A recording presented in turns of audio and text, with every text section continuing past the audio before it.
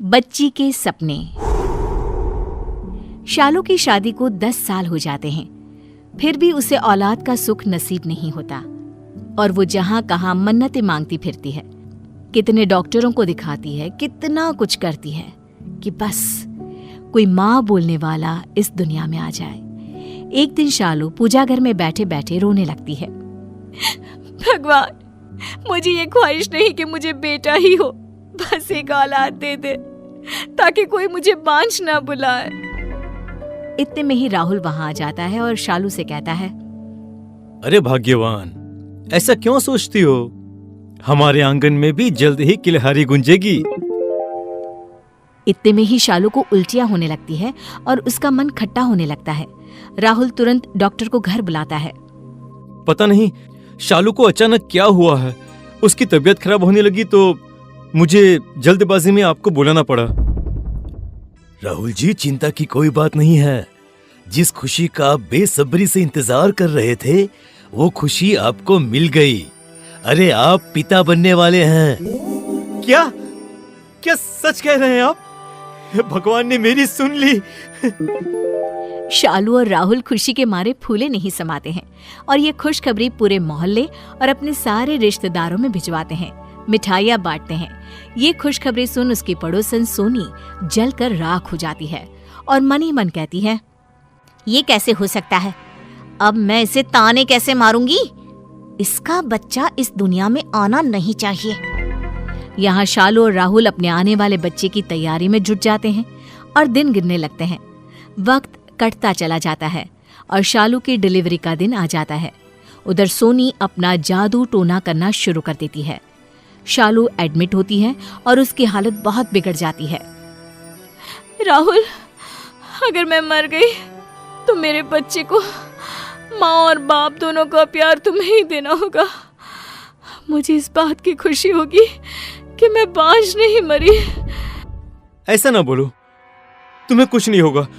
देखो, मैं तुम्हारे साथ हूँ। डॉक्टर शालू को ऑपरेशन थिएटर में ले जाते हैं और राहुल डॉक्टर से कहता है, डॉक्टर, मेरी वाइफ को कुछ नहीं होना चाहिए। चाहे मेरा बच्चा इस दुनिया में रहे या ना रहे, मैं शालू के बिना नहीं रह सकता। प्लीज। देखिए, मैं अपनी पूरी कोशिश करूंगा माँ और बच्चे दोनों को बचाने की। डिलीवरी के समय सोनी का काला जादू काम कर जाता है और शालू का बच्चा मर जाता है। राहुल इस बात को छुपा लेता है और तुरंत बगल के अनाथ आश्रम से एक बच्ची गोद लाकर शालू के पास लाकर रख देता है। डॉक्टर, प्लीज आप ये बात किसी को मत बताइएगा कि शालू ने मरी हुई बच्ची को जन्म दिया है, नहीं तो मेरी शालू मर जाएगी। देखिए, आप बेफिक्र रहिए। डॉक्टर का काम किसी को जिंदगी देना है, लेना नहीं। शालू को होश आ जाता है और वो अपनी बच्ची को देखकर खुशी से फूले नहीं समाती। आज से मेरी गुड़िया का नाम अंजलि होगा।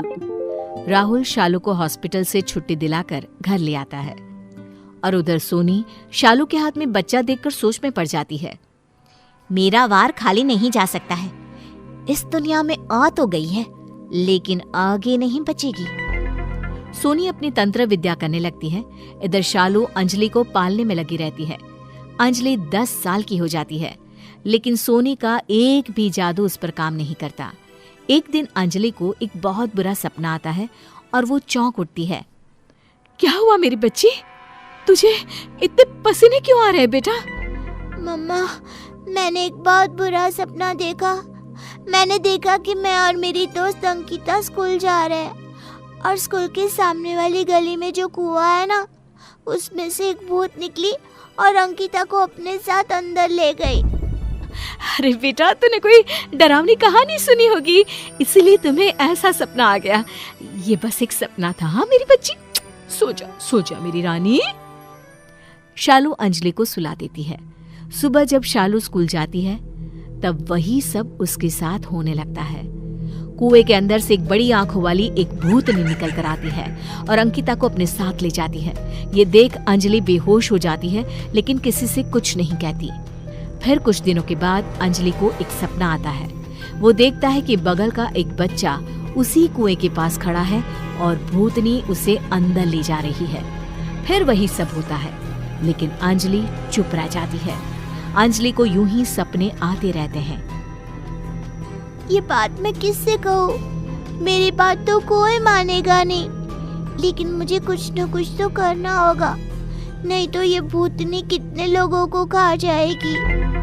अंजलि अपने आप में गुम रहने लगती है। अंजलि को ऐसा देख शालू राहुल से कहती है, पता नहीं हमारी बच्ची को क्या हो गया है, किसकी नजर लग गई है मेरी गुड़िया को, मुरझा सी गई है। अरे बाबा, तुम ज्यादा सोचती हो। बेटी अब बड़ी हो रही है, पढ़ाई की कुछ टेंशन होगी। हाँ, तुम ठीक कहते हो। कुछ दिनों बाद अंजलि को फिर एक सपना आता है और वो देखती है कि राहुल के पीछे एक काला साया है जो उसका पीछा कर रही है। साये को देखकर राहुल भागने लगता है और वो साया राहुल को भगाते भगाते उसी कुएं के पास ले जाती है जहां अंकिता गई थी। साया राहुल को कुएं में गिरा देती है। अंजलि चौंक कर उठ जाती है और राहुल के पास जाकर उसे सब कुछ बता देती है।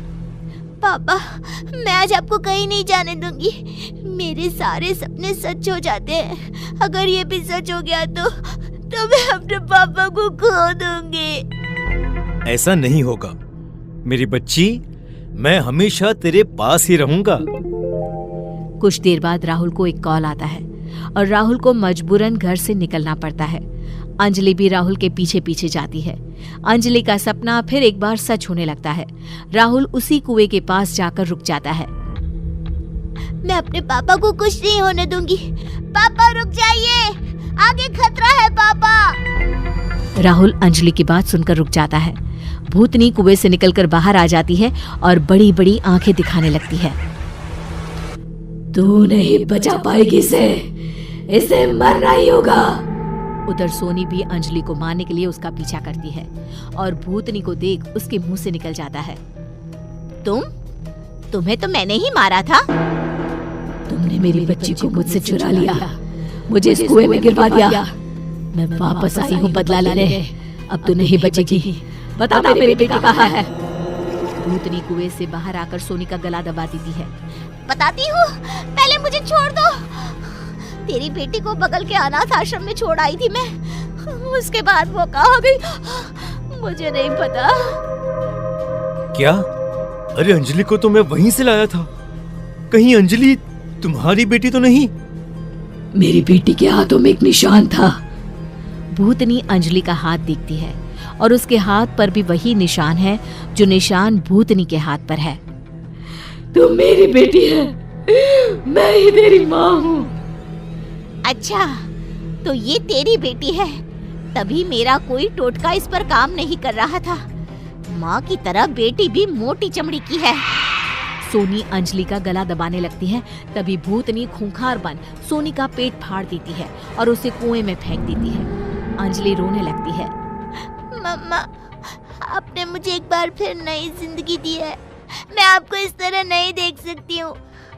आप अब भगवान के पास चले जाइए। अंजलि रो रो कर भूतनी के गले लग जाती है और भूतनी मुक्त हो जाती है। राहुल उस कुएं को बंद कर